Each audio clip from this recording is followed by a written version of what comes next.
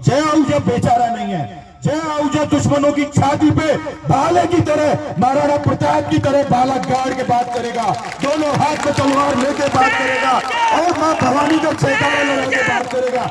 इन लोगों को सबक सिखा करके, इनको इनकी जगह दिखा करके मानेंगे। मैं इतना ही कहूंगा कि अगर मेरी आंख में आंसू आएंगे तो भावनाओं के आएंगे, मेरी आंख में आंसू बेचारगी के नहीं आएंगे। ये मेरे कुलदीप जैसे शेर भाई मेरे साथ खड़े हैं। मैं सबको इतना ही कहूंगा कि आप सब लोग जय आहूजा हो आज के बाद में।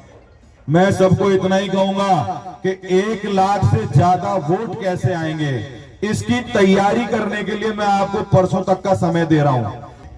भाई घर की मुसीबत में करके भाई को भाई संभालता है कुलदीप जी। ये समय है जब आप खड़े हो गए साथ, है ना। तो मैं इतना ही कहूंगा कि मैं, भाई साहब ने खुद कसम खाई और सबको आगे बढ़ा के कहा कि मैं माता जी की कसम खा रहा हूं, तुम भी माता जी की कसम खा लो, जिसको टिकट मिलेगी उसके साथ रहेंगे। मेरा प्रश्न ये है कि वचन भंग करने वाले, मंदिर और गुरुद्वारों में झूठी कसम खाने वाले, अपनी बात पे नहीं रहने वाले, पार्टी जिसकी कल तक माती आज पार्टी को डाकण बताने वाले लोग अगर सही हैं, तो क्या यही तरीका होना चाहिए? आपको ये तय करना है कि आपका नेतृत्व चरित्रवान, सच्चे और अच्छे लोग करेंगे, या आपका नेतृत्व झूठे, मटकार, लंपट, कपटी, धोखा देने वाले और पीठ में छुरा मारने वाले करेंगे? अगर आज इन झूठे लोगों का आपने साथ दिया तो कल आपके घर में आपका बच्चा आपसे झूठ बोलेगा, आप उस बच्चे को कैसे रोकोगे ये बता दो। कल आपका बच्चा आपको धोखा देगा, आप उसको रोकोगे तो वो भी तो कहेगा कि पापा जिसने रोज झूठ बोला, रोज झूठी कसम खाई, जब तुम्हारा नेता ही वो है तो मुझे झूठ बोलने से कैसे रोक रहे हो? ये बात का निर्णय आज आप सबको लेना है। मेरी पीड़ा ये नहीं है कि टिकट किसको दे दिया, मेरी पीड़ा ये है कि जब मैं सहजपुर में जाता हूं और वहां पे सहजपुर में भाई जयपाल के बुलावे पे जाता हूं और वहां पे जाके कहता हूं आप सरकारी जमीनों पे कब्जा मत करो, आप गोचरे पे कब्जा मत करो, आप इस तरीके की हरकतें मत करो। अगर ऐसी हरकतें करोगे तो ईंट का जवाब पत्थर से मिलेगा और समय आएगा तो हम इन कब्रों को भी उखड़वाना हमारी मजबूरी होगी। तुम्हारे गांव में 3-3 कब्रिस्तान है, वहां ले जाके क्यों नहीं दफनाते? लेकिन नहीं, 2 घंटे बाद ही अगला पहुंच के कहता है कि बाहर से आगे लोग भाईचारा खराब करते हैं। अरे क्या हम अमेरिका से आए हैं भाई? मेरे पुर के खैरथल में रहते थे, 1993 में आहूजा साहब ने रामगढ़ से पहला चुनाव लड़ा। जब तुमको मुंह धोने के लक्षण नहीं थे तब आहूजा साहब पहला चुनाव लड़ चुके थे और हम उनको पहला चुनाव लड़ा चुके थे। तो तुम बताओगे कौन कहाँ का है? आज तक वाराणसी वालों ने जब मोदी जी को ये नहीं कहा कि आप बाहर से आके चुनाव लड़ रहे हो, तो खैरथल का रहने वाला आदमी अगर अपनी पूरी जिंदगी रामगढ़ में लगा देता है तो क्या हम बाहर के? ये प्रश्न आपसे पूछता हूं मैं। हमारे एससी के लोग हैं, एक हमारे राय सिख समाज के लोग हैं और एक हमारे ओड राजपूत समाज के लोग हैं। मैं जहां भी गया मैंने हमेशा गांव में लोगों को कहा कि इन समाजों की स्थिति सुधारने के लिए हमको जी जान से परिश्रम करना पड़ेगा। भाई चैन सुख यही होगा। उसके घर का रास्ता बंद कर दिया था कोयडा करमाली में, हालात वो बना दिए कि नसरू प्रधान को जाके गेट उतरवाने पड़े, रास्ता खुलवाना पड़ा और सारी दुनिया को व्हाट्सएप पे फोटो भेजे कि भैया कल बुलडोजर मत भेजना, हमने गेट उखड़वा दिया है। अपने इलाके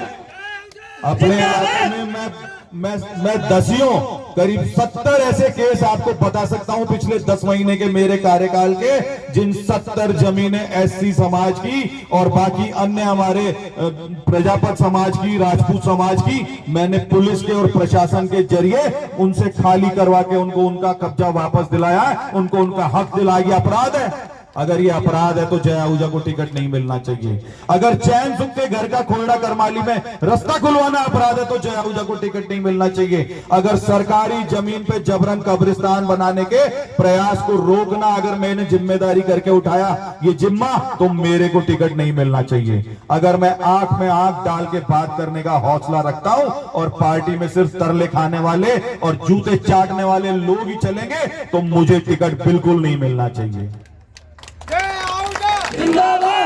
अब जिंदाबाद। एक भाई हमारे कह रहे थे कि मेरे दोनों बच्चे गुम हो गए थे। मैं उनको यही कहना चाहूंगा, मेरी भी तो बेटी है, मेरा भी तो बेटा है, चाहे हिंदू हो चाहे मुसलमान हो। मैं फिर कह रहा हूं, मैं कोई मेवों के व्यक्तिगत खिलाफ नहीं हूं। आज हमारे बिल्ला भैया बैठे हैं यहाँ पे, कैमासा में हमारे बूथ अध्यक्ष होते हैं, पूरा गांव इनके पीछे पड़ा रहता है। दूसरा, किसी के झगड़े में मर्डर हो गया, इनका नाम नामजद कर दिया।